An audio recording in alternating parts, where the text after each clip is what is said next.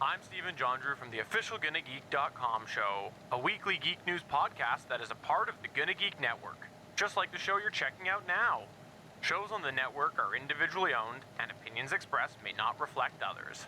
Find other awesome geeky shows at GonnaGeekNetwork.com.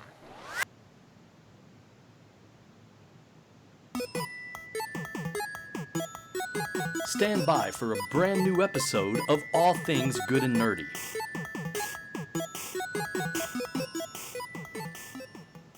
Good morning, everyone, and welcome to episode 398 of the All Things Good and Nerdy podcast. This is recorded live on April 5th, 2020, 10 days away from what should have originally been tax day, but has been since pushed off. I don't really... Oh, yeah. I guess technically it is Happy First Contact Day also from the Star Trek side of the house. So there are geeky things that are relevant to today, I guess. I'm Chris Farrell, and as per usual, I'm joined by at least one of my co-hosts, in this case, one Mr. Anthony Bachman. That nobody can hear. We still can't hear him. Stupid thing. I can't see because I have a mask on, and if you have a mask on and wear glasses, it just fogs up your glasses, so I couldn't see that I was muted. Hello! So that's it. Oh, and of course, we would be joined by Willie Nelson, but no one knows where he is, so we just put his placeholder image here on the TriCast until he joins us. He was an ugly fucking child. That's his own words. I mean, we can go to him from time to time, be like, Willie, what are your thoughts? And he'll be right there waiting for us. All right, that thing's got to go. I was able to make the at-home bandana with rubber bands. Like, it actually isn't that hard. Yeah. I mean, there's still varying guidance as to how effective it actually is. But this, to me, strikes me somewhat more as a security theater. But that's just me. Hopefully I'm wrong. You know. It just reminds me of high school working in insulation, where you can either wear a safety mask or safety goggles to keep the fiberglass out of your lungs or your eyes. Because you can't wear both. Yeah. If you wear both, you can't fucking see. How is it that someone hasn't created a fucking mask yet that doesn't fog up glasses? It's called wear a Spider-Man mask. I can't afford that. Well, I mean, then you're not committed to health is what I'm hearing here. You should be wearing a Spider-Man mask. You can borrow my Green Ranger helmet I keep behind me right here. I'm just going to wear that to the store. That'll work. Yeah, Just wear a motorcycle helmet around. People are going to love that. They're not. They're not at all. But it's going to be interesting because I know businesses here, the big ones like Walmart and Target and things like that, are enforcing certain counts of people in the stores. So they'll make people queue up outside in line and spaced out 6 feet apart while they have whatever the maximum number of people that are allowed inside doing their work, which should make things interesting. And there was an order from our governor that established that same rule for the county I live in, that all essential businesses have to do something similar. So we'll see what happens. I'm kind of curious, though, how they're pulling off social distancing in like restaurant kitchens and stuff like that right now. My guess is they probably aren't. No, they're kind of just going with the fact that if you work with them and you're not dead yet, then you're probably okay.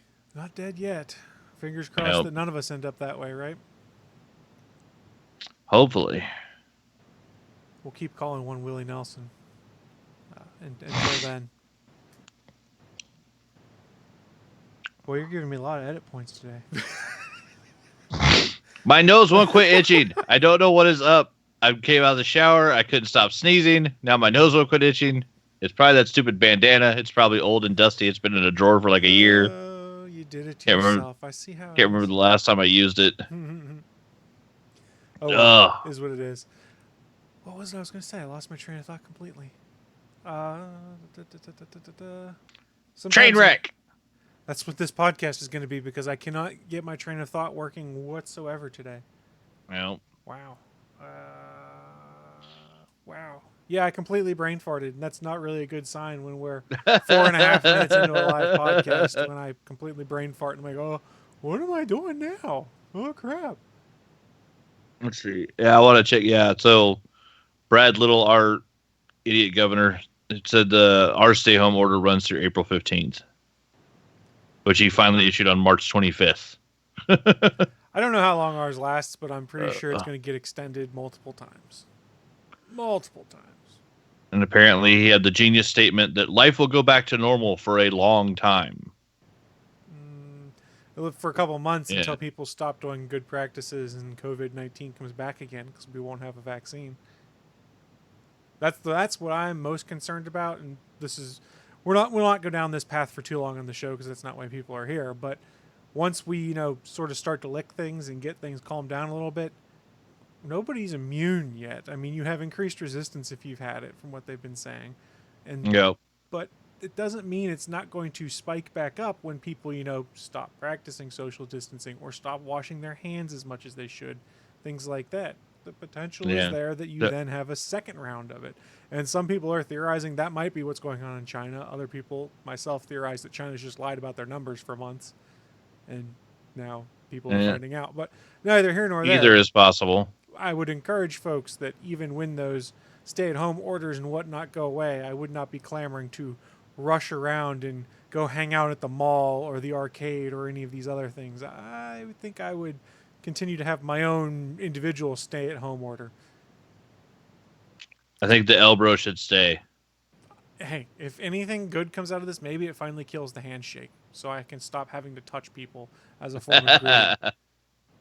I've never understood that. And then, your handshake's not firm enough, so you must be a weenie. Why would I hire you? What kind of horse crap You never is understood the handshake? Sorry? You never understood where the custom of the handshake came from? Not anymore. Why? It seems outdated to me. Oh, it's very outdated. Yeah. But the majority of swordsmen were right-handed. Right. And so as greeting, you step forward with your hand away from your sword hip. And so, that's, as far as I know, that's where the majority of people agree that the handshake came from. So what I'm hearing here is we either need to get rid of the handshake or make it socially acceptable for everyone to carry a sword again. I'm okay with either one of these. Yeah, I'm down with that. And then someone needs to if the COVID keeps kicking and people keep dying, then swordplay might be in the works. And then someone needs to invent the lightsaber so I can just carry a lightsaber around, and then problem solved. My life would be 1,000 times more fun in my eyes having a lightsaber in my hand. Now I would probably lose a limb or two.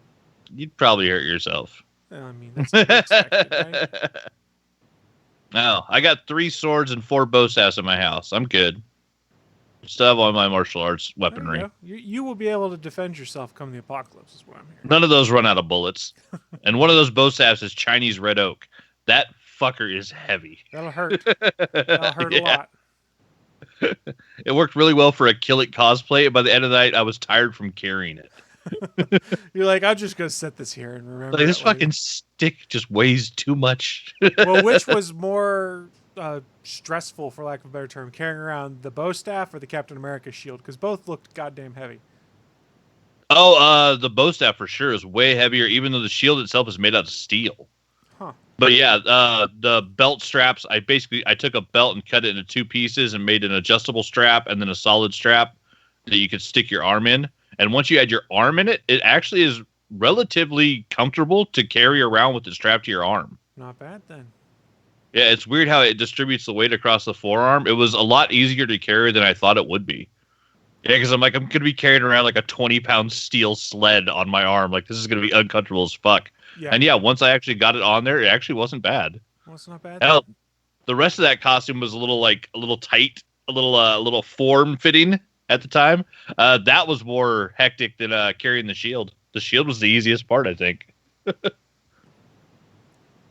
Who'd have thunk? I figured that shield would be god-awful heavy to carry around. Nope, and now it's hanging on 2 nails on my living room wall. As it should. With all my movie memorabilia. I have a Captain America shield hanging on my wall with a Mew Mew right in front of it. And I need to make a Stormbreaker replica so I can buy that too. That would be cool. Marvel's sitting on a gold mine. They just need to make that Stormbreaker replica, and I'm going to hang that on the wall right next to the shield. With the Groot arm? Yes. You know they need to do it. They're not. True. Well, they've done Mjolnir like 6 times now. Right. Well, wait for the Thor movie. Maybe we'll get a Stormbreaker out of that. Maybe. There's too much other stuff going on in Avengers to be like, let's make this. When everyone's like, no, I want the Broken Shield replica, which they haven't made yet that I've noticed either. That's true. They haven't done a new Broken Shield. Haven't done one of those in a while. What the hell, Marvel? Give us our Broken Shield. Actually, no, at this point, forget about movie props and anything else, Marvel. How about you just give me some comics? Like, let's just skip all the rest of the bullshit. Well, there's no Marvel comics, no DC comics. I mean, pretty much There's no it's comics. mostly at a pause for the month, it would appear. I mean, and then didn't Diamond like file some kind of financial difficulty paperwork or something? Like, aren't they going bankrupt or something? Yeah, they're now claiming they're going to be bankrupt after they fired everybody. And I figured they were already Which- bankrupt beforehand. Good. Well, they were morally bankrupt beforehand, and True statement. a poor business model beforehand. But they had a monopoly, so they didn't give a shit that they did a bad job. Also true. Yeah, They didn't care. The money was coming in. Yep. The one good thing about COVID-19 is it might get rid of Diamond. And maybe If they Diamond had- goes away, yeah. If Diamond goes away and Marvel and DC finally get their heads out of their asses and start distributing their own comics to comic book shops and not have to worry about paying a middleman, which I never fucking understood anyways. Like if Disney's sending an order to a print company in Canada to print, here's the 300,000 comics we need to printed for this month. Here's the 1,500 stores they need to be sent to. Like, boom. What? Just fucking pay the printer an extra $5 and have them ship them. I don't know why the hell they need to go to Diamond, and the Diamond gets another chunk of money to then put them in a box that is just a waste of space, because they always send extra boxes. Diamond is known, like, if you need 10 boxes to ship the comics, you're going to get 11 boxes, and that 11th box is going to have one comic book in it. Right. And Diamond's going to charge the shop for that 11th fucking box. Like, they're awful at that shit. And that's when the boxes all showed up undamaged, which Diamond wasn't great about not kicking and dropping stuff out the door. Yeah, they were notorious about just beating the crap out of stuff. So yeah, I don't know. I mean, Marvel and Disney both have their own, or Disney and Time Warner both have their own publishing companies. There's no reason they shouldn't be just publishing and distributing their own goddamn comics. Well, once all this is over, the distribution right now would be difficult for an already strained system. Well, yeah, Yeah. but we'll see.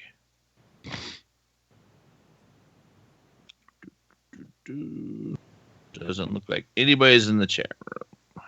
Yeah, it's pretty quiet right now. It's a quiet moment. I don't blame them. I want it to be quiet too. I want it to be really quiet. I want to go take a nap, in all honesty. I stay home more and want more naps, I've realized. I know, it just makes you more tired. I don't even get to Which work I from don't know. home yet, and I'm sleepy all the time. Me and Willie were up till 2 my time playing Dead by Daylight, so he maybe just didn't set his alarm. That's probably why Willie's not here. Willie, what do you have to say about that? I have no excuse because Bachman made it, so I suck. Thank you, Willie. We appreciate that. We'll go back to Willie Nelson from time to time for some feedback throughout this episode. But that being said, I think we've killed enough time. Let's roll on in to the news of the week. Let's do it. Live from the ATGN studios on the internet, it's the news of the week.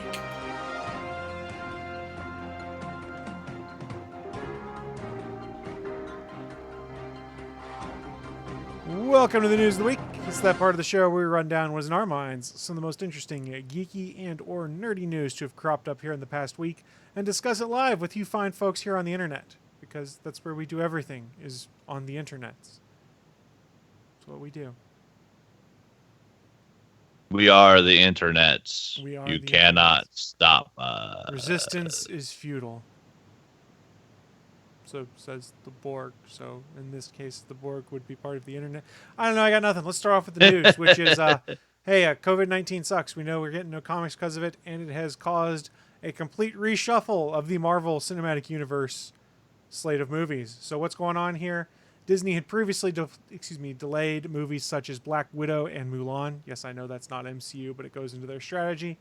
There has been a lot of people throwing around the idea of Black Widow getting released direct to Disney Plus. I, for one, never believed in that idea because people are cranky enough it took this long to get a Black Widow movie. If it doesn't get a big screen release, can you imagine the vitriol from some folks on the internet, and then the annoying people celebrating it on the internet also? Yeah, if the first female-led Marvel movie doesn't get a theatrical release, Second. female-led, Captain Marvel. Oh, yeah, I guess I You forgot. can't Yeah, say she did that get one. wasn't female led. No, yeah, no, it was. It was totally. I was just saying, Black Widow was the first like female superhero in the Marvel. Yeah. Yeah, so the second one. But yeah, still, people would be so pissed if she finally gets her movie after what, like 8 films that she was in. Like she finally gets her own solo movie. If it doesn't get a theatrical release, yeah, people are gonna be mad. I watched Bloodshot on Google Play, and nobody cares that the first Valiant movie didn't actually go to theaters. Nobody gives a shit. But if Scarlett Johansson's Black Widow, who honestly just died and finally gets a fucking movie, so she didn't get her own movie until after she was dead, and she finally gets her own movie that doesn't get a theatrical release, people are gonna complain on both sides for way too long, and I don't want to hear it. I'm sick of them complaining. I don't think they're actually going to do it. In fact, from what we've seen now, they did officially announce Mulan will be coming out July 24th, and then Black Widow shifting to November 6th, which was the original spot of the Eternals film. So here we go, everything getting pushed back now. Eternals shifts to February 12th, 2021 now. Shang-Chi and the Legend of the Ten Rings, originally set for February 2021, shifts to May 7th, 2021, which pushes Doctor Strange in the Multiverse of Madness to November 5th, 2021. Thor Love and Thunder, which was originally in that slot, now moves to February 18th, 2022. Disney has also removed the untitled Marvel project slated from February 2022 from its lineup entirely, but revealed the second untitled Marvel project to be Captain Marvel 2 and bumped it up from July 29, 2022 to July 8, 2022. Why is that? Because the 5th Indiana Jones now has Captain Marvel 2's original date. Hoo boy.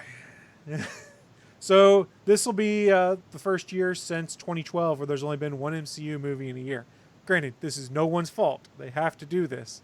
But yeah, we're only getting one MCU movie this year, which in a world where we've become accustomed to having 2 to 3 in a year, that's strange. And let's be honest, I'm still not 100% sure it's going to come out in November either, depending on how things shape up. Yeah, it feels very weird that I haven't gone to the theater to see a Marvel movie yet this year. Like I'm like it's April. Like what? No, where are my movies? Right, and the thing that concerns me with the Black Widow release date, which I think it'll do fine, but it's a week before the new Bond movie now.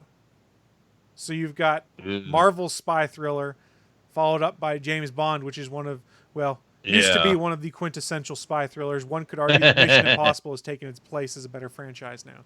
In fact, I would argue Mission Impossible is a better franchise in its current state than James Bond is. It's not a bad argument. And also, then you're going into the holiday season where some movies either, do extremely well or do extremely worse because people don't want to go see them. But Black Widow does seem like a family-oriented spy thriller, if you could say that, because it's her like reuniting with her family. So that might work to its benefit in the going into the holiday Thanksgiving season. But yeah, it's going to be weird to see. Yeah, I also saw The Rock, I think, announced that they put off the Jungle Cruise for a full year. So yeah, like everything's getting pushed back. Like there's so much that's being delayed. Yes. Even stuff that's fully done, fully filmed, and like ready to come out is like, we don't want to go to the theaters right now. I don't think Black Widow has a rating yet, but I'd be shocked if there's anything higher than PG-13. I'd really thinking they're probably going to try and go PG, but there could be enough violence in here because it's straight up martial arts style violence where people are beating the crap out of each other. They might have to push to PG-13, which I don't think really matters for MCU stuff. Yeah.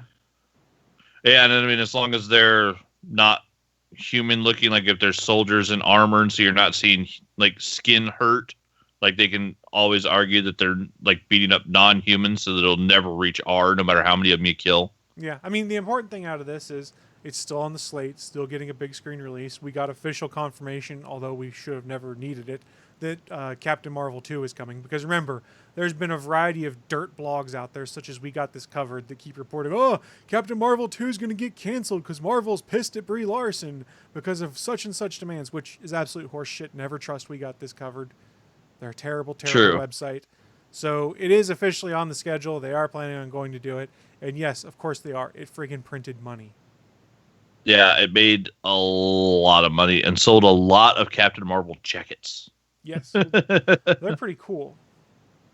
Let's Sold a see. lot of T-shirts. Sold a lot of action figures. Like, yeah, that movie made money.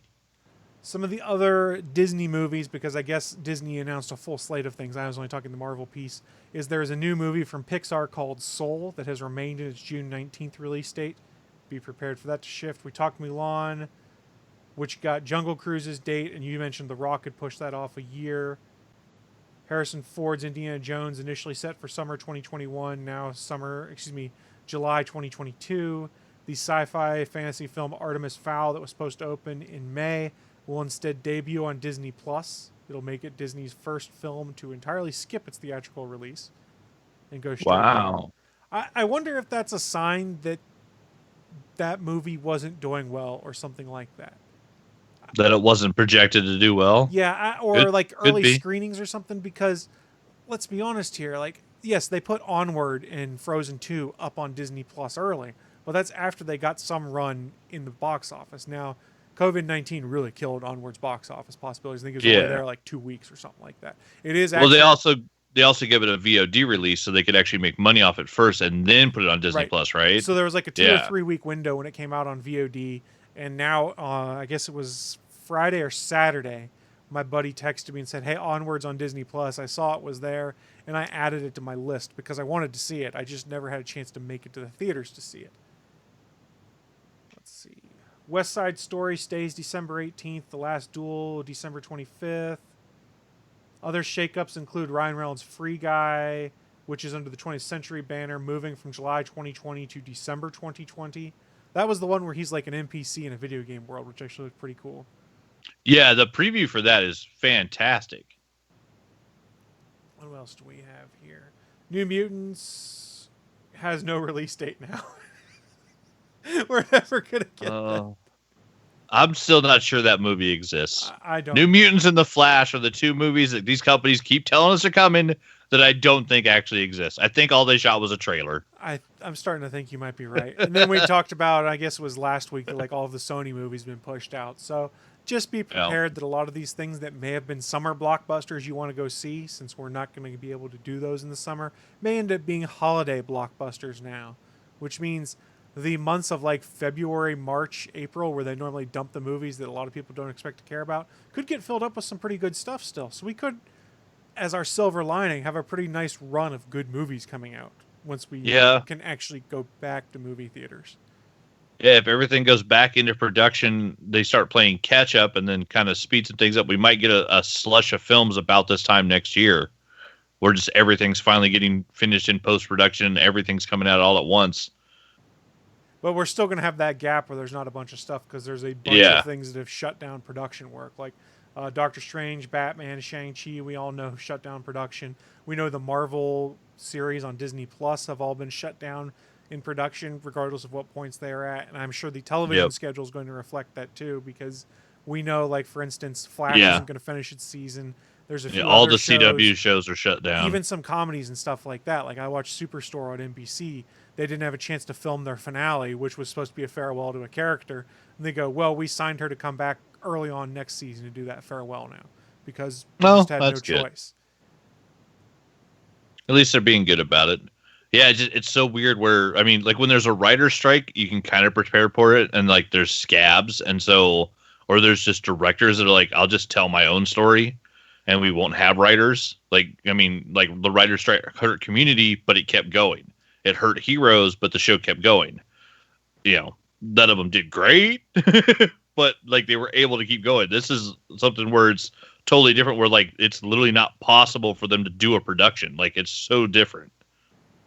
Yeah, I wonder if this leads to I was going to say it leads to an increase in like YouTube kind of content, but a lot of these places that film stuff out in advance are just burning off their back catalog and trying to figure out stuff to do to fill the gap. Like Willie and I have talked about the Corridor Crew channel here where they do like stunt people react. I'm sure they had some in the can, but you can't very well do it unless you're going to do it over Skype calls and share videos that way. And I'm not quite sure that's the same experience that you want to portray. And I know some of these folks have started doing, hey, here's what we're doing on quarantine that they can film with like cell phones and cameras and then throw off to their editors to put together.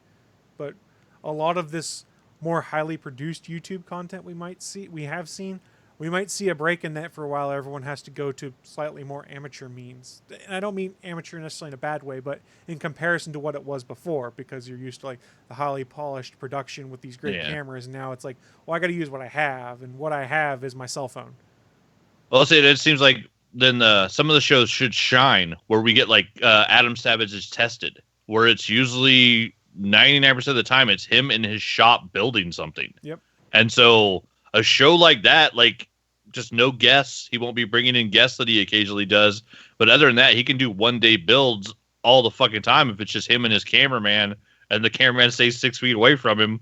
Like, it shouldn't even slow down the production of his show. Yeah. I mean, stuff like this, though, is the kind of things where you start to see, and I talked about this in a chat with SP and Steven. It's really interesting to see how amateur like news studios and stuff seem compared to what podcasters are doing. Like, you've got guys that are on crappy webcam mics and like earbuds that have a microphone built into it, and they're showing that on live TV. And I'm like, dude, you spend $100, you can have a better setup, you can do so much cooler stuff, but none of them are prepared for that. Like, I was watching, I need sports real bad right now. I haven't had a bunch of sports. So like, I caved and I recorded like the Madden tournament that was on Fox Sports 1, I think it was, where they had a bunch of NFL players playing Madden.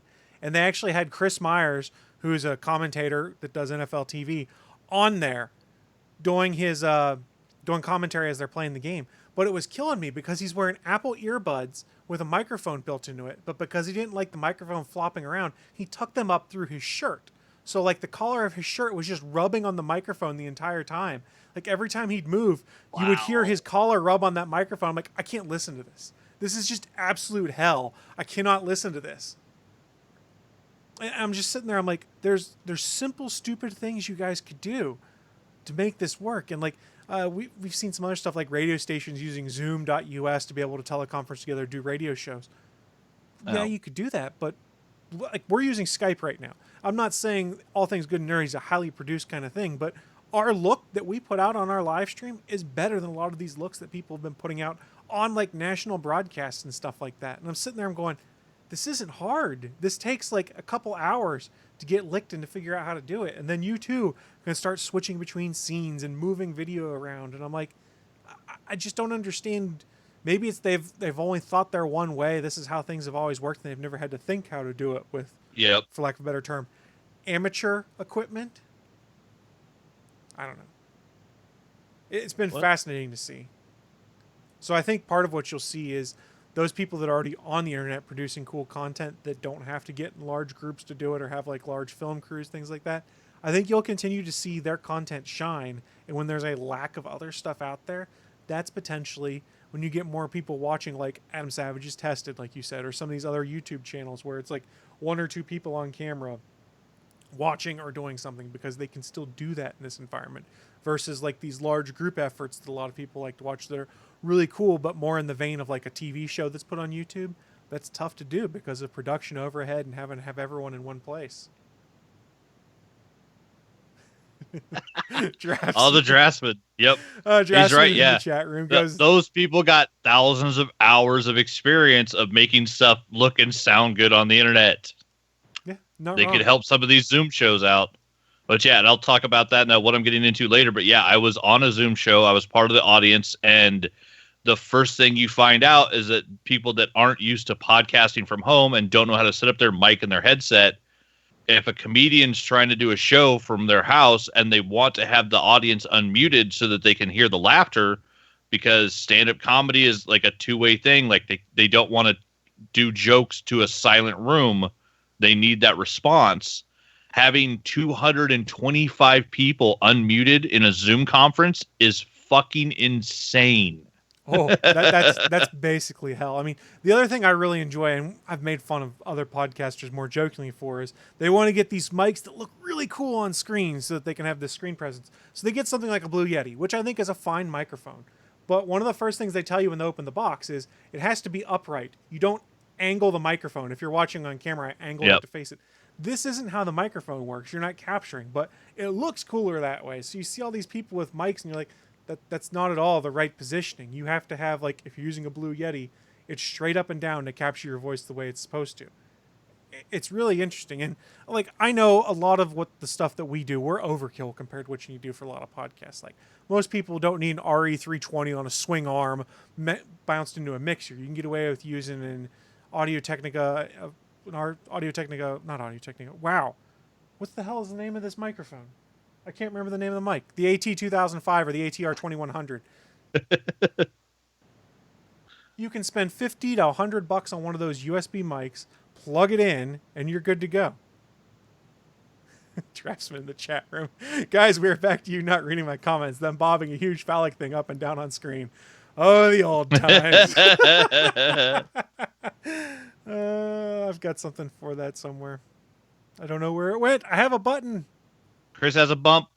We know he's got a bump. There's definitely a bump. Sticks. Sticks. There you go, Draftsman. That one was for you.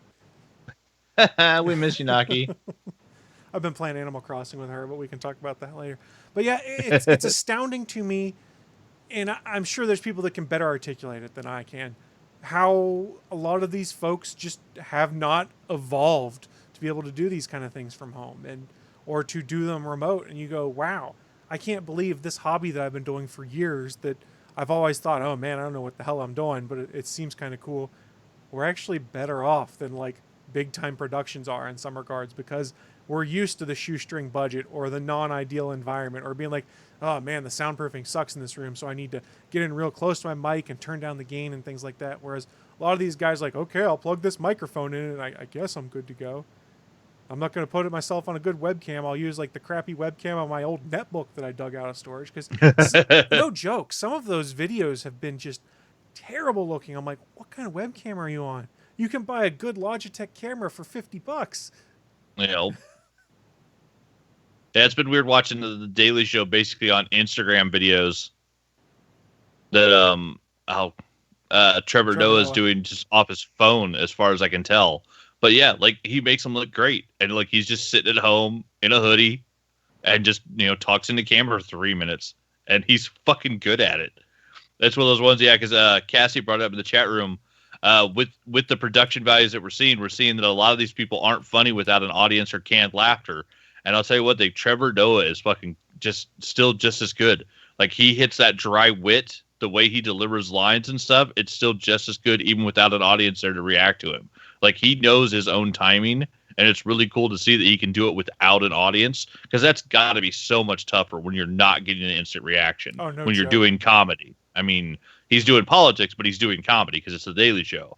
But yeah, like that, the ability to do that and not really change when you are now doing it from your couch, like, that's fucking skilled. That guy is fucking great.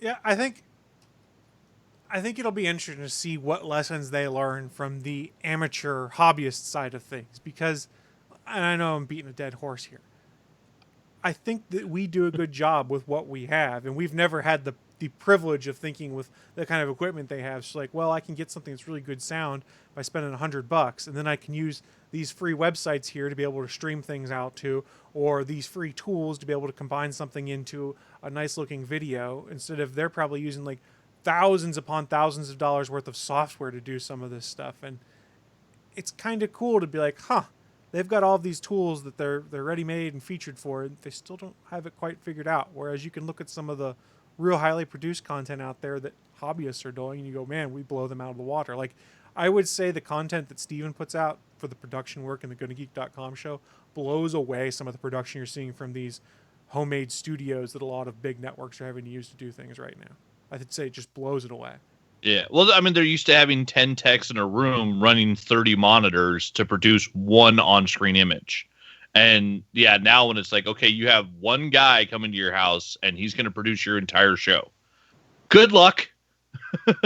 And yeah, if that guy never did, if he didn't start building like an amateur build-up and then work his way up to the high-tech, if they just jumped into the high-tech job and, coming off a communications degree in college and got dumped into a movie studio, like, here's 10,000 monitors and $1 billion worth of equipment, have fun. If they never did the low end stuff, now they're just like, how do I do this without like a room full of monitors and techs? And that's when I tell them to go check out Better Podcasting at betterpodcasting.com. There No you joke. go. A lot of the stuff that they go over in there that hobbyist podcasters want to do would be things that would help a lot of these folks out that are like, I have to think of things from a completely different point of view now. Indeed. And maybe it teaches a lot of these folks that you don't necessarily have to put everyone in a studio to do these things going forward. Or, when you don't have people in a studio, there's ways to actually make them sound good outside the studio. Because you've seen remotes before, like, I'm just on my iPhone waving it around, woo, and you're like, oh god, more poor content. Why? I don't know. Because it's what they do. I guess so, but what do I know? Let's toss things over to you though, Bachman. What's your news this week? My news this week is we got an article from the Hollywood Reporter summarizing some of the late night litany, more songs, readings, and celebrations at home as we talk about comedy hosts trying to do their job from their couch or their living room or wherever they're doing it from. And we got a couple of new classics showed up. Where what was it on Tuesday? Yeah, Tuesday night. Jimmy Kimmel had a appearance from one of our favorite people, the Purple Man himself, Mr. Samuel L. Jackson showed up, known for his I thought you meant David Tennant. Nope. Mace Windu's purple lightsaber. Fucking Mr. Glass is all in purple. And in this video, Sam Jackson's wearing head to toe purple. He's got a purple Kangol, purple shirt, purple hoodie. But being known for his fantastic rendition of reading the book Go the Fuck to Sleep, Sam Jackson showed up on Jimmy Kimmel this week and read a new book called Stay the Fuck Home. And I'm not even going to try. Just go watch the video on YouTube. It's Sam Jackson. It's amazing. And then just out of what I just saw this morning, which was utterly fantastic. It's one of the things we've definitely been missing. For Thursday's Tonight Show, Adam Sandler showed up and did basically a live concert, and he debuted the Quarantine song. And basically just a huge thank you to all the professionals that are out there, saving lives, mostly focused on like doctors and nurses and stuff. And just, just being thankful to people, hoping that we can get, what was it? The great line is, I hope they save us soon because I'm really, really sick of my family. And so, he put the Adam Sandler twist on it. It's super funny. The Tonight Show with Jimmy Fallon YouTube channel has the whole thing up, so you can go watch that. But yeah, two good videos to give you a chuckle, like anything to make you happier right now. And then Will Ferrell did a hand washing song on James Corden that was also pretty good. The one I did love though, what was the guy? It's one of was it one of the Led Zeppelin dudes? One of like the classic rockers did a hand washing song, and he did it to one of like their 9-minute songs, and it was just the video's hilarious because it's just him looking at the camera and he's just washing and rewashing and washing and scrubbing and washing his hand to like a 9-minute song and fast forward, fucking ridiculous. But yeah, people are having fun with it, making some little vignettes, little videos. But yeah, like there's good stuff out there. There's little bits of comedy to go, liven up your day. But yeah, some of the at home Tonight Show stuff, the at home versions of some of these shows, some of them are doing great. Some of them are kind of flopping, and we're seeing these weird tech issues and weird production issues. At the same time, some podcasters, like, it hasn't really changed what they're doing at all. Like some of the podcasts that I listen to routinely, like one of the weird ones has been Doug Loves Movies, because Doug can't get into a comedy show because all comedy places are closed because they're not essential. So he can't sit on a stage and ask comedians, movie trivia questions. So what Doug Benson has been doing is that 20 minutes after the hour every day, he goes live on Instagram and smokes weed with somebody. And then usually 20 minutes later, he'll call another comedian live on Instagram and just ask them movie trivia. So it's just Doug high on the internet all day now. So it's kind of great because sometimes every hour on the hour, I've got another Doug Benson video to watch for 5 to 10 minutes. And he's calling up everybody. He did one with Justin Long the other day. He's had Jeff Tate on quite often. Sam Levine, Amy Miller. He did one with Jackie Cation. Like, he's just, calling all these comedians that have been in his show, and it's great because some of them are really good at movie trivia, some are really bad, and it's really hilarious to see them both doing it, like sitting at their house, looking at their iPhone and trying to do movie trivia with Doug while he's smoking weed. Sounds funny to me. It's been entertaining. I don't know. Hey, Willie, what do you think about that? Willie, what do you think?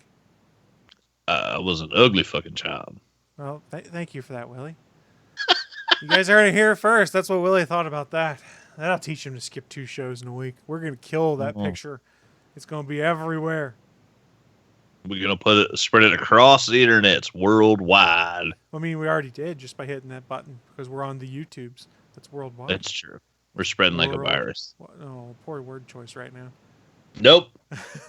Effective word choice. Oh, I'm We're the sad. COVID podcast. We can't be stopped. No. We're infecting your ear holes. Cassie in the chat. How the fuck did I make it to the podcast and he didn't? I know. It was me and Cassie and Willie were all playing Dead by Daylight last night. We all quit at the same time. Cassie made it in the chat room. I'm fucking on camera, clean hair, fresh out the shower, even kind of matted down the beard. No Willie.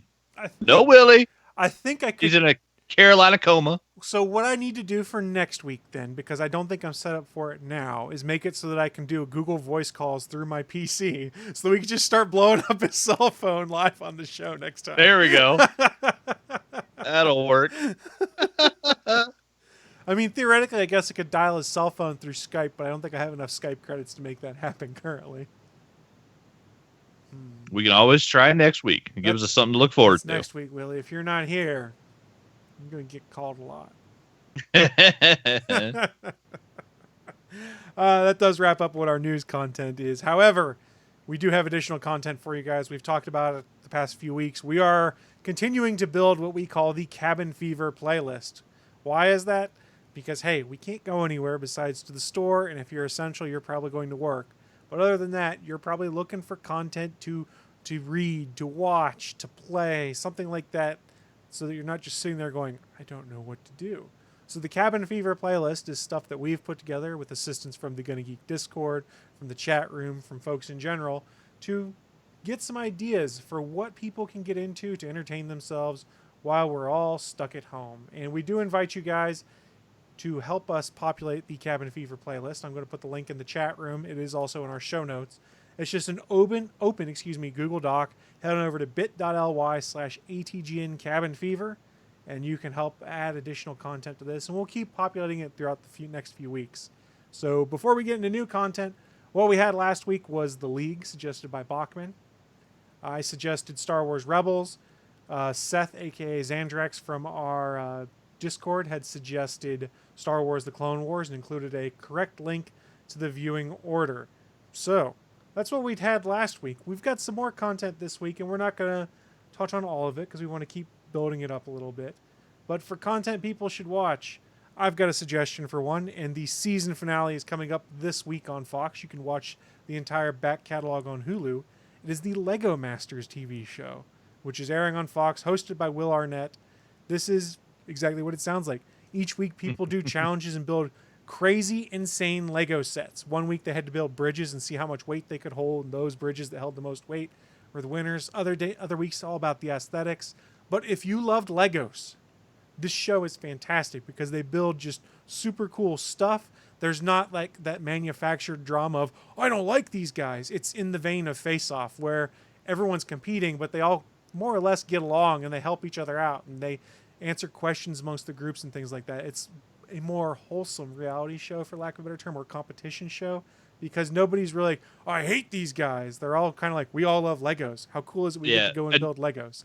And the fake manufactured drama is called out and put on the spot by Will Arnett when he creates it himself. Yes, because he's the Did one. this lighting sequence go on because a huge difference is thing? Or is it just a manufactured thing for reality TV? We'll find out after this commercial. Right. It's super well done, super intriguing, and the finale is this week, and they saved the biggest and best for last, which is they're doing a Star Wars challenge this week. And it is all around Star Wars Legos and things like that. So it's Lego, it's Star Wars, it's a bunch of super creative people making insane brick sculptures out of it. You cannot go wrong with that. Like I said, it's on Fox, but if you have a Hulu subscription, you can watch the entire run so far on Hulu, and I believe the finale airs Wednesday on TV. So by Thursday morning, you could watch the finale on Hulu. Totally That's worth awesome. watching. Yeah. I hadn't even thought about it, but yeah, I was watching this yesterday because I realized I was going through my Hulu and I was like, wait, I never finished watching the Lego Masters thing, and I'd actually only finished the first 2 episodes, so I watched 2 more yesterday. So I've still got like 4 or 5 more on Hulu that I haven't watched yet. So yeah, I will definitely be watching more of this because yeah, the show is great, and some of the designs that these people come up with are amazing. No joke. Like, yeah, these Lego builds that they're doing in like a 12-hour span. It's like I couldn't do that in 6 months. Yeah, I don't know how they come up with some of that stuff. And I do want to point out something that was brought up in the chat room. Last of Us 2 was delayed, and it was brought up, man, we need video games right now because we need stuff to play.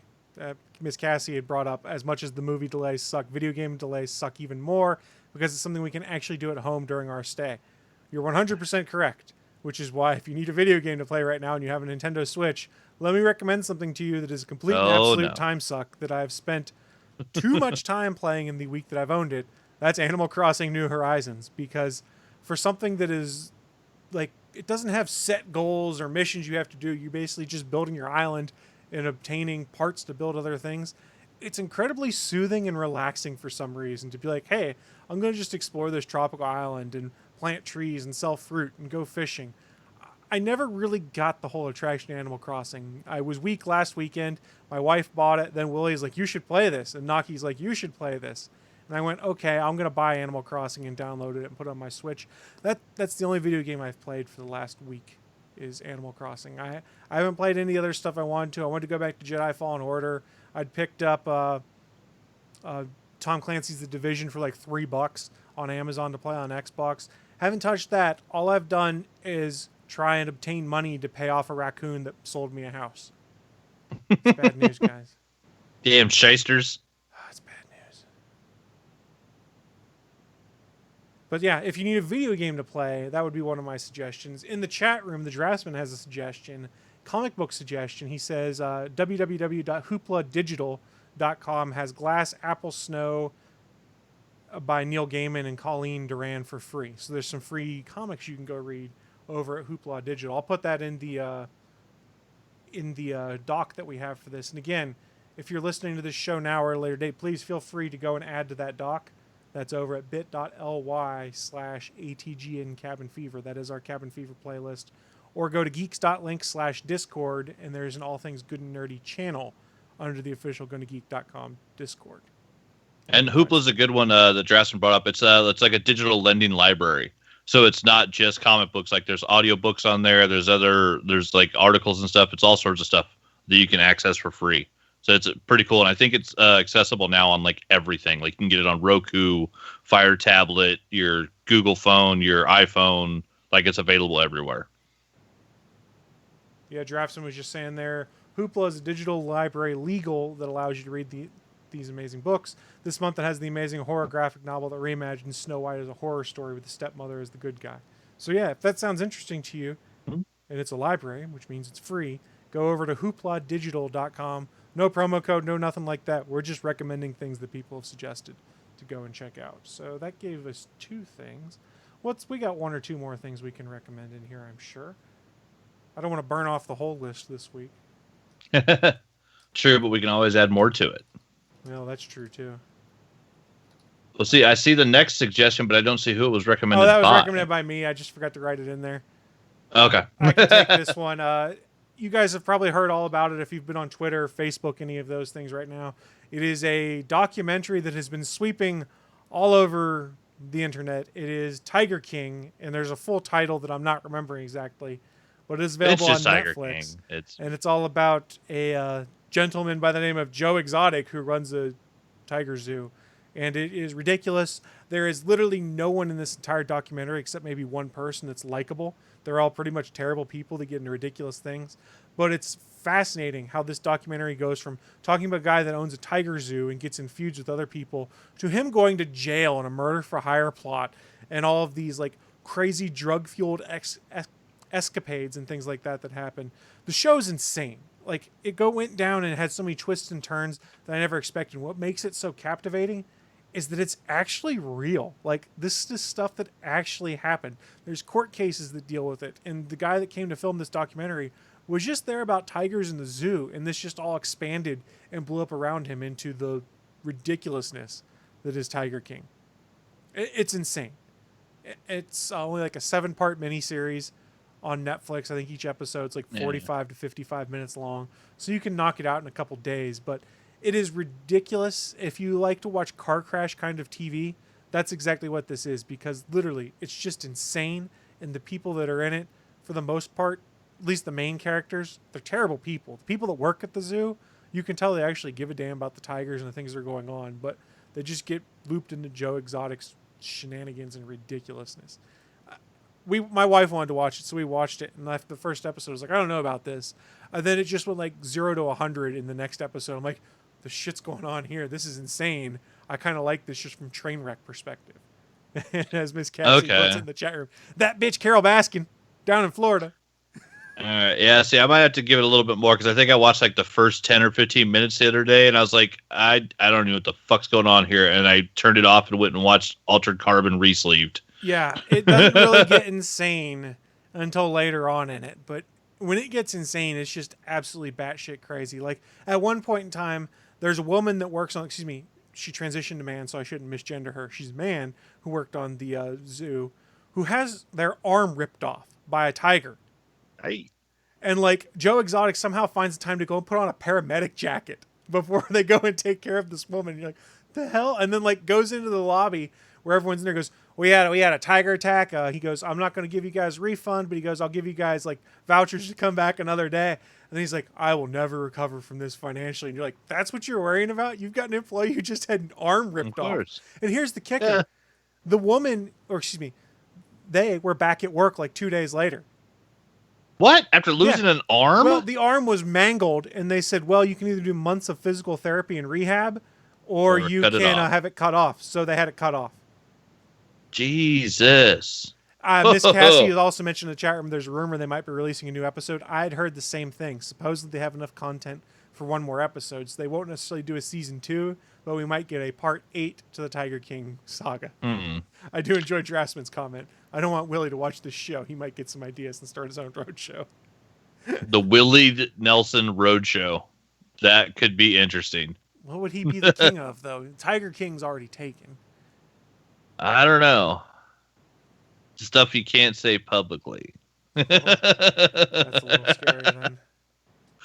Yeah, Tiger King. It does seem to be the new the new who how to make a murderer or whatever. Like there always seems to be a thing coming up on Netflix that just explodes. Like they seem to be really great at just finding these weird off the wall productions that for some odd reason just catch the internet by storm. Like this has got to be like the 4th or 5th time they've done this. Like Netflix, like some of the stuff they greenlight, who would have thought like a documentary series about a crazy bunch of people and some tigers would be like the big thing? Well, I'm not sure that this was something that Netflix necessarily greenlit, because this started filming like 5-6 years ago. But they acquired the rights to it when the folks went to go sell the project, is my guess. Oh, there you go. Then yeah, they were smart enough to buy it. Like the Aaron Hernandez thing did amazing. The How to Make a Murder did amazing. The Don't Fuck with Cats thing got huge. As Miss Cassie says, Making a Murderer was boring. Yeah, see, but I mean, this one's not boring. And still, everybody was talking about it though, whether it was boring or not. Yeah. Like half the world was talking about it for over a month. Like Netflix is really good about finding like that thing that's going to hit social media and get people to come check out Netflix. Like they're really fucking good at it. They really are. Before we move off this topic, though, I have to say, hey, Mr. Willie Nelson, what do you think about Tiger King? I like his pants. Thank you, Willie. We appreciate that. We appreciate that valuable feedback coming from one Willie D. Nelson. That's what we appreciate about you, Willie. I mean, I guess we could try and use the soundboard to replicate him. Willie, what do you think about Joe Exotic? What are your feelings on him? Willie's creepy, and you know it. That wasn't the right pump, but that works. I think Draftsman's got a pretty good idea in the chat room.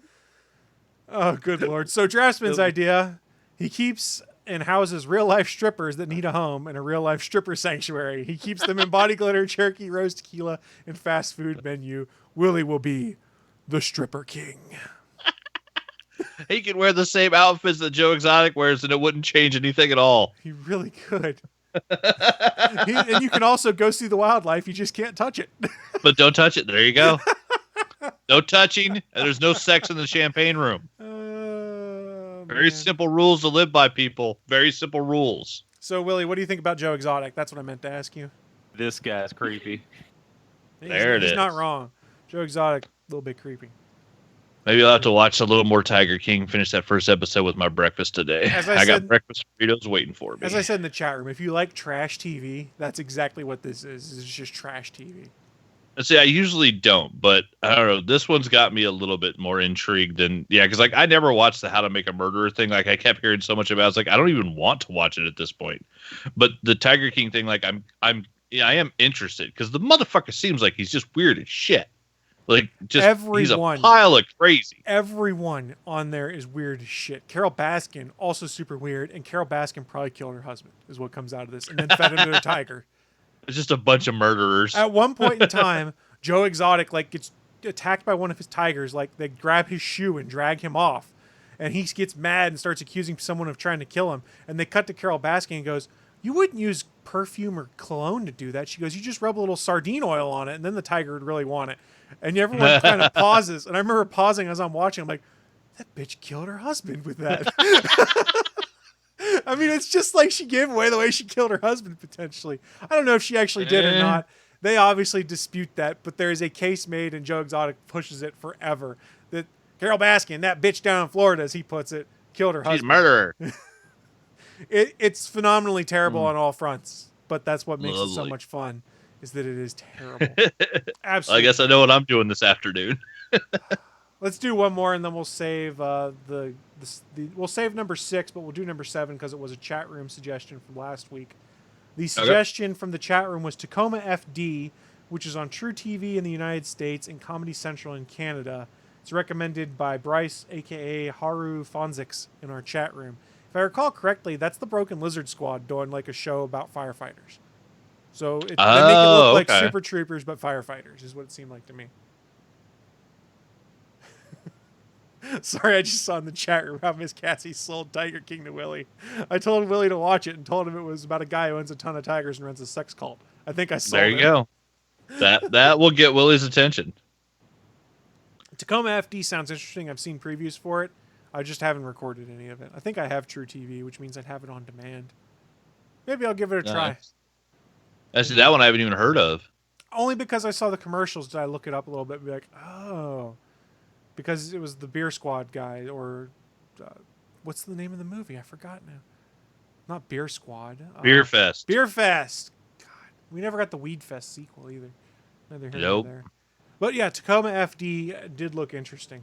And perhaps this is why Willie's not on the show, is he just started watching Tiger King this morning, and he's just so engrossed by it. Or he started watching Tiger King at 4 a.m. when we finished playing Dead by Daylight, and he never went to bed. Don't judge him. No judging. I'm just saying that's why he's not here. He watched 4 episodes of Tiger King, and then at 8 a.m. he went to sleep. So, Willie, what was your feelings on Tiger King that you've watched so far? What do you think about it? So sensual. Oh, yeah. This is the greatest new gag ever, that Willie can be here with us, and he thinks Tiger King is so sensual. I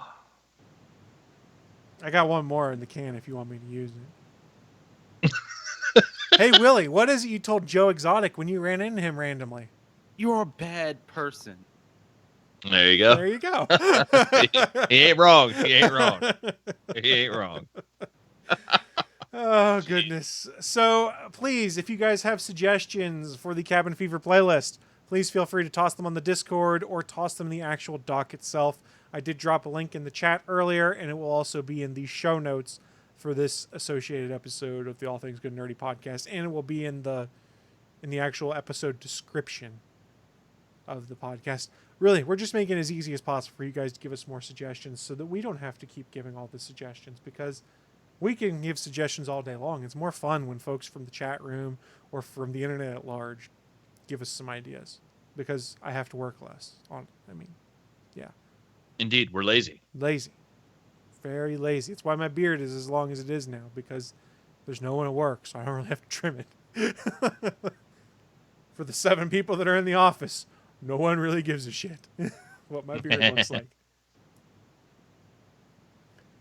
All right. Well, that does wrap up this week's installment for the Cabin Fever playlist. I've mentioned a few times. Please give us some additional content. We would love it a lot. That being said, we're going to start wrapping this thing up, and how we wrap it up is a little segment called What I'm Into. It's our chance to share with you guys who are watching live or listening at a later date just what kind of geeky and or nerdy things we've been getting into, so that maybe, just maybe, you'll want to check them out yourselves. I will kick things off, and yeah, I already touched on it. Animal Crossing New Horizons. I've been playing way too much of it. I was hanging out on Willie's Island yesterday. I was hanging out on Wings Island yesterday. I went to Naki's Island the other day. We've all just been kind of going into each other's islands to sell things or to find cool stuff. And their islands are so much cooler looking than mine because they have a week extra time in the game compared to me. So Willie's like building all these paths and things like that. Damn it, I just saw in the chat room. That's what I forgot to do, Sailor Poland. He asked, did any of you watch Velocipaster last week? I did watch the trailer for it. I added it to my Amazon Prime queue, and then I got distracted with Animal Crossing. But I showed my wife the trailer, and she goes, this is the dumbest shit I've ever seen. I was like, so you want to watch it? And I think we're going to watch the Velocipaster. And I will put that on the Cabin Fever playlist because I don't think we had actually added it to the doc. No, it's not. It didn't get up on there yet. But yes, I fully intend to watch it, Sailor Poland. I just forgot. It's on the queue. I watched the trailer. I think I watched the trailer twice because I watched it after we recorded the show. And then I told my wife, hey, check this out. And put on the trailer just to see what she would do.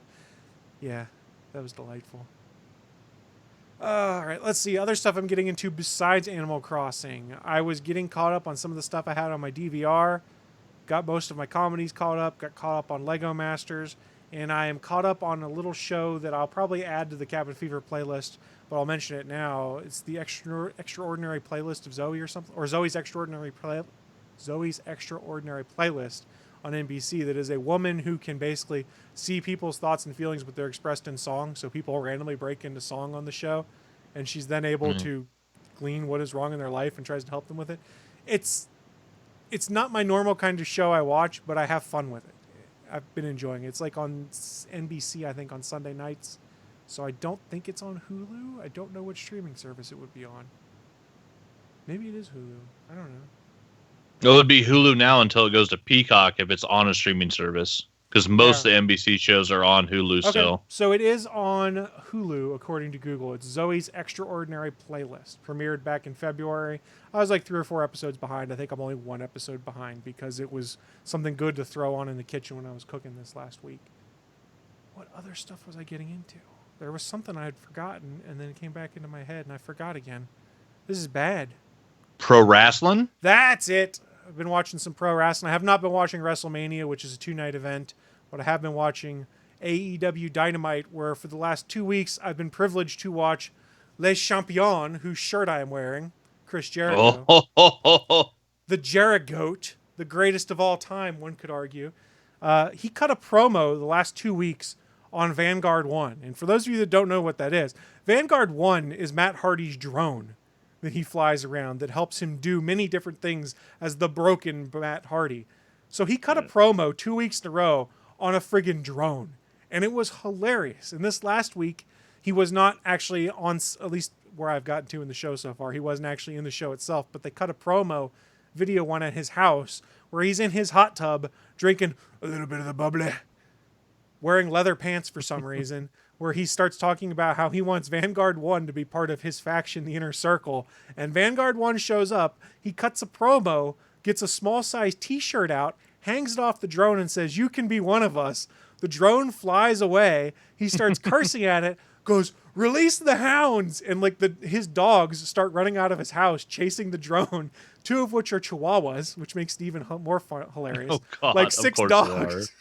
And the drone is just flying away wearing a t-shirt with its camera on the dogs. And I'm like, only Chris Jericho could pull off a promo against a drone, and everyone would think this is entertaining television. And it was highly entertaining. So yes, I am wearing my Chris Jericho Le Champion t-shirt. He may no longer be the champion, but he still is in my eyes. It's delightful. And now there's no list, but there is the lexicon of Le Champion. Lexicon of Le. He's only used that 1 week, but yeah. So I actually bought on sale from shopaew.com, which is just pro wrestling tees, the Chris Jericho Les Champions t-shirt and one of the broken Matt Hardy t-shirts the week he debuted. And those were delayed a Nice. little bit because of shipping issues and the fact that COVID-19 was impacting their distribution, but I did get those last week. And they have these t-shirts that they do from Pro Wrestling Tees. They don't pay us anything like that. I'm not shilling them or anything. Super soft and comfortable. I mean, granted, it was a $25 t-shirt, but still, for a wrestling tee, that's not bad. It's really soft. The printing's really well done. I've been pretty pleased with my Les Champions t-shirt. I have not yet worn my broken Matt Hardy one yet. Where his delete is all elite is what it says on it. Nice. There's another one he put out that is all delete wrestling. If you guys aren't familiar with Broken Matt Hardy, there's a playlist on YouTube. I can send you a link that is hours long that gets into how the character was created.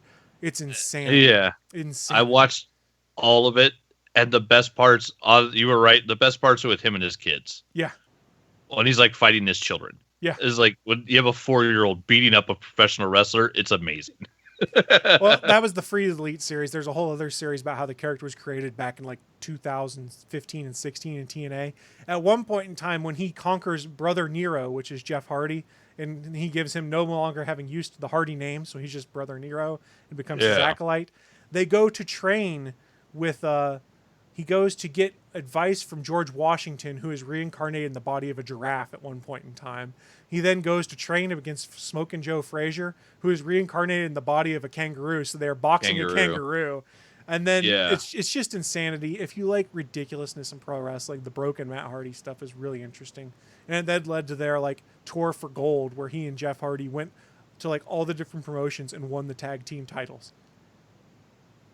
It was delightful. It's stupid but fun, and the character is entertaining as all hell. But that's really what I've been getting into, was some pro wrestling, some video games, getting caught up on TV, and and since I need sports, I tried to watch that Madden tournament. That was boring. The closest thing I have to sports right now is Top Chef.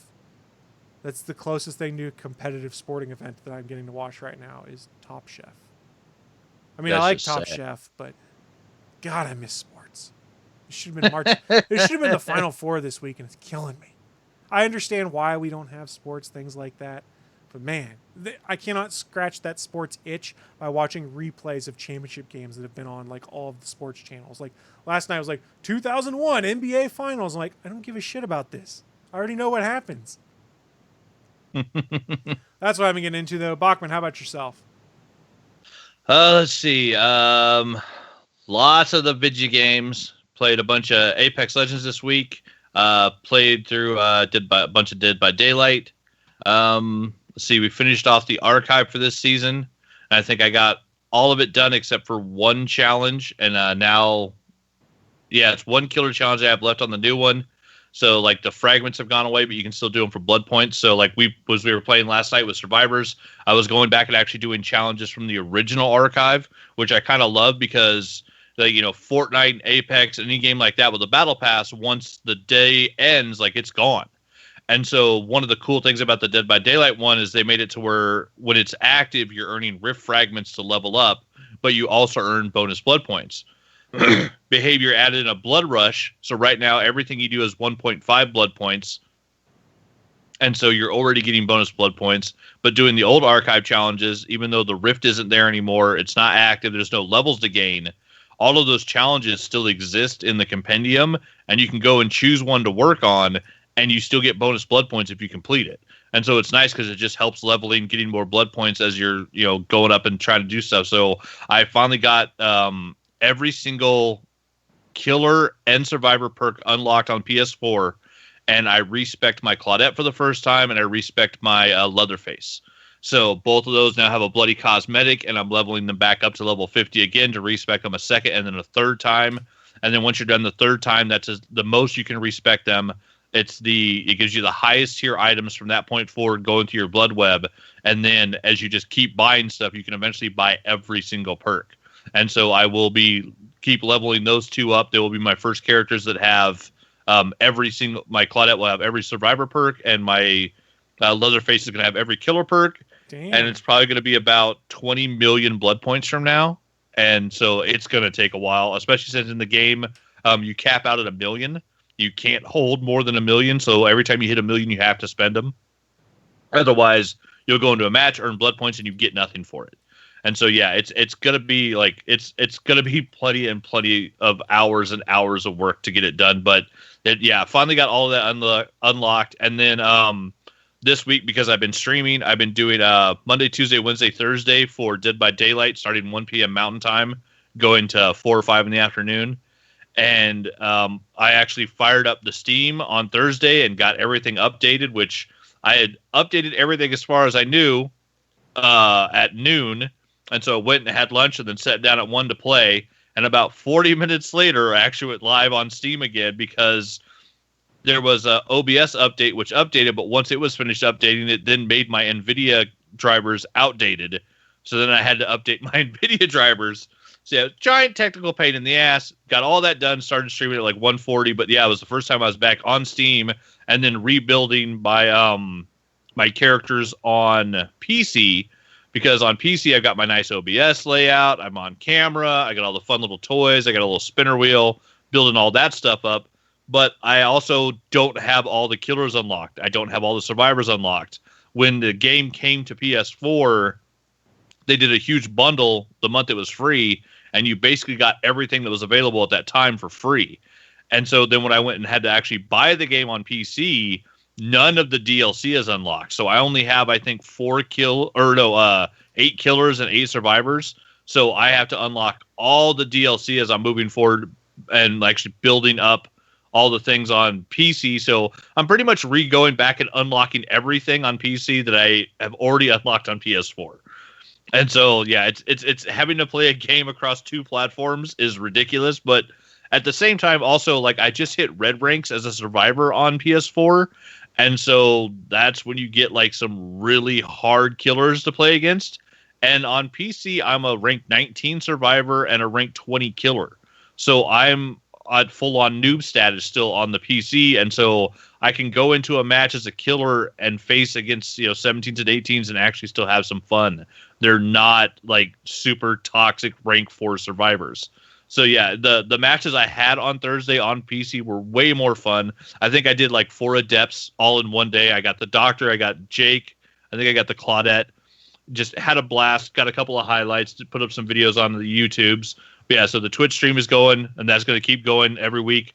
Saturdays I've been doing a brand new game, but of course everything you try to build a schedule and then shit happens, and so I planned on doing the second batch of God of War on Saturday, and my parents called and needed help because my mom just got laid off for the first time in 30 years. So she needed to file unemployment, and they'd been using my computer that I built in like 2002 for college. Yeah, so like it still worked, like barely, but like it worked. So yeah, was going to go out there and just use my Chromebook to file her unemployment, and then on the way out there, they changed their mind and decided, let's just go buy a computer. So we went computer shopping on Saturday, and then so that meant ended up going to 3 different stores because a bunch of stores that we were going to had stopped carrying actual desktop computers and only had tablets now. So I was like, yeah, I'm not trying to teach my parents how to use a tablet. They're in their early 60s. Like it's not happening. We're not doing that. A PC's hard enough. So yeah, went out and bought them a new computer, and then I spent Saturday because I hadn't brought anything and wasn't prepared. I had no thumb drive with me, no external hard drive with me to transfer files. And their system was so out of date that it couldn't update to the newest version of Mozilla because it's not a current secure version of Windows, which also meant I couldn't install Dropbox, I couldn't install Mega, so I couldn't install any type of actual cloud storage software. So I literally had to email their files to myself and then make sure I had them in my Google account, set up their new computer, then email them back to them. Like, it was utterly ridiculous. But my parents have a goddamn new computer, and yeah, it was like 5-6 hours worth of work on Saturday. It was a huge pain in the butt, but it's done. It's a super fast, nice little HP setup. And my mom was all weirded out because like I pulled it out of the box, and it's the new, it's one of the new HP desktops that they're trying to make it look like a Mac. And so like it's a white keyboard, white mouse, and the computer is the monitor. And so like I pulled it out the box and I set it up. My mom's like, "Where's the computer?" And I'm like, Mom, it's behind the screen. Like it's all in one thing now. It's just one package deal. And so yeah, they were just shocked by like, where's the giant tower? Because they'd been using a tower I built in college that was a giant $800 computer at the time. That's now a 8-pound paperweight. So yeah, got all of that done, and then I have to go back tomorrow and actually help my mom file her unemployment because we couldn't file it Saturday because it was too early. So I got her account set up, and now Monday I have to go make sure it's done correctly because she doesn't like technology. She's my parents are not digging on computers, and this will be the first time they have a new functioning brand new computer in their house ever. So wow, Saturday was fun, and tomorrow's probably going to be even more fun. Let's see. And then watching a bunch of Netflix. I'm halfway through that the Ultra Carbon Re-Sleeved. That's been really enjoyable. I'm down to the last I think 10 levels of the Apex Battle Pass, and that's still got over 30 days on it. So I got plenty of time on that. I know I'll be finishing that one as well. Because Apex gives you way more time than Dead by Daylight does to get their goddamn Battle Pass done. So I know that one will be done. We had a couple of really good matches on Friday night with V. And a couple of the streamers she'd been watching actually raided her channel while we were streaming, which was cool. One of them raided, and I think 2 or 3 people dropped 5 or 10 subscription bombs. And so, she got raided live while we were playing, and then had a bunch of people subscribe to her channel, which was super cool. And then last night, she saw one of those guys that had been part of the raid was online and had us all go and raid his channel. And we actually helped his Love Machine, and we actually helped him get his affiliate status. He hit his 50th follower last night when we all jumped on and followed his Twitch stream. So he's like a month in and has already hit 50 followers. So he's doing great. I'm still at 24, so I need more people to come watch my damn Twitch stream. I got to get up to the 50 followers so I can even try to get to affiliate status, because until then you can't have subscribers. And until you can have subscribers, there's no money in it. So got to get to that status. So I'm sticking to the at least solid 4 days a week of Dead by Daylight streaming, and then other stuff just for the fun on top of it. And Saturday I'll be back on God of War again. Other than that, it's just been staying at home, hiding, ordering pizza with the no contact new rule that I kind of like. Pizza Hut just drops the stuff off, knocks on my door, and they run away. Isn't that great? Although it's really weird. Half the people, when you use no contact, still don't pay attention to it in the apps. They knock on my door. I'm like, son of a bitch, and they're standing there holding food. Oh see, all the ones I've done it because I've had Chipotle delivered, I've had Pizza Hut delivered, and all of them they knock, they step back from the porch, and they wait for you to open the door to make sure somebody's there. Mm-hmm. Just because also my building is weird where the numbers are, so it's hard to tell if you're at the right apartment. And so they make sure someone comes and gets the food and then they leave. But it's been really cool because Pizza Hut's doing a thing now, they wrap it in a giant plastic bag, so that they take the whole pizza and whatever else you ordered, all the hot food, put it in a giant garbage plastic bag, and then they put that inside their little oven sleeve, so that it's the bag is moist when you get it, because it's it's all that hot steam. But it's funny because I think it actually keeps it warmer. My pizzas are showing up even hotter than they used to. It's hey, this works. I like it. So I've been doing that. I'm trying to think. I want to say there's something else. Oh, and then I've been going through catching up on all the AEW Dark episodes. I had started watching those and then fell off on them, and I'm now on episode 13. As I've been sitting here on the computer, working on videos or doing whatever, just wasting time, I just have the AEW Dark playlist up and just running. And so I've been catching up with all those episodes, and watching some of the Dark house shows are just super fun. Watching, I just saw the one where they did the quadruple tag team, and Orange Cassidy showed up and actually did some wrestling for once. And the team of, was it Santana and Cortez, went to pull a ladder out from underneath the ring, and they flipped up the ring apron, grabbed the top of the ladder, and pulled the ladder out, and Orange Cassidy's laying on the ladder because he was under the ring hiding the whole match. And they look at him and they go, you know what? No. And they just slide the ladder back underneath and put the ring apron back down. The funniest shit I've seen in wrestling in probably 10 years. I laughed so hard at that. They're nope, fuck this guy. Put him back out of the ring. But some of the stuff that they do for just Dark shows that are just going to go on their YouTube is just insane. And AEW is my favorite thing in wrestling. I don't need to go watch WWE ever again now, because AEW is a thing.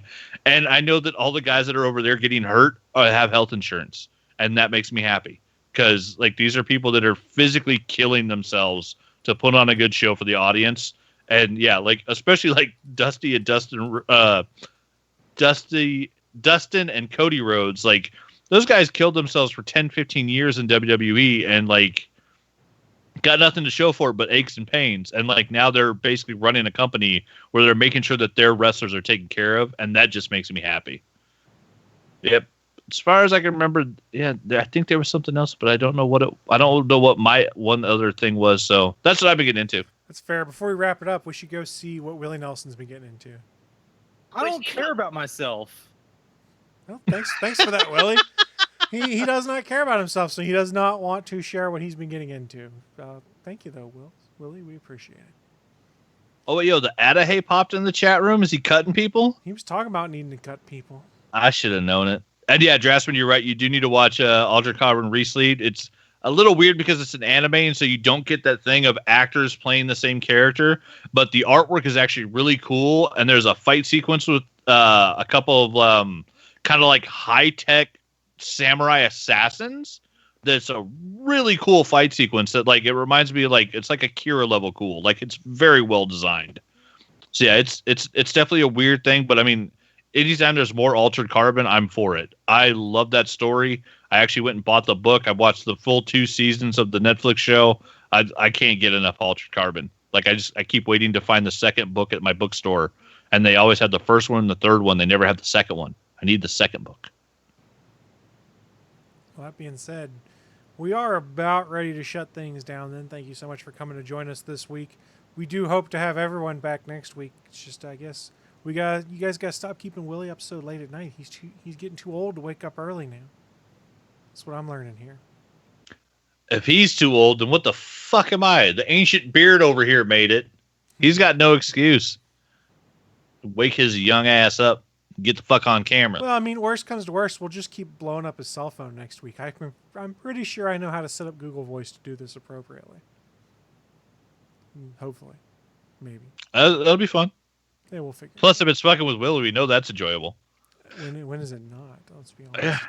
Gotta give him shit. That being said, we are going to shut this down. Friendly reminder before we do stream this show live every Sunday at 11 a.m. Eastern, 10 a.m. Central over on Geeks.live. That is the official streaming home of the Gonna Geek Network. We also restream it to a variety of different websites too as part of the Restream.io platform. So if you're watching us on one of those other platforms, that's great. We do appreciate it, but we tend to stick mostly to the Geeks.live side of the house, which is a Twitch embed. But the Restream chat seems to have been working this week, so it should have been relaying stuff between Mixer, YouTube, Twitch, and all of that stuff. So fingers crossed, I guess.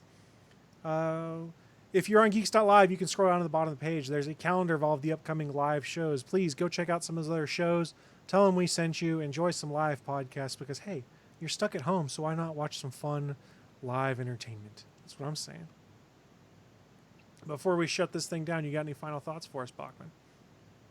I remembered what it was. I watched the remake of Pet Sematary. It was fucking worse than the remake of it. It's garbage. Garbage.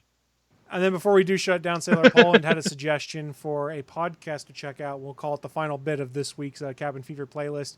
Is a podcast called Shit Cosplayers Say. It's kind of a boots on the ground take on cosplay and all the goofiness to it, which sounds like it could be kind of fun. So that might be something worth checking out.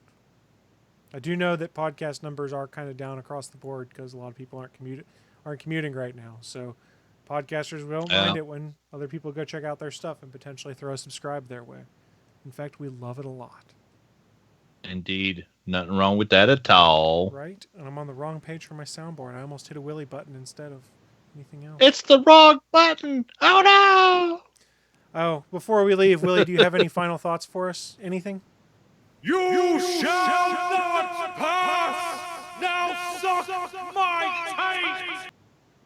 You had to do the whole one. Thanks, Willie. We do appreciate. Oh, come on! Like he wouldn't have actually said that in real life. Let's be honest here. That's true. A few people hit the wrong Willie button. Well, that being said, it is time for us to shut this thing down. Thank you so much to everyone who did join us. We will see you next week for more ridiculous horseshit shenanigans, because that's what we're known for here on the internet. That being said, what we do. Thanks so much for joining us, and we will see you all next week. Bye, guys. Have a good one.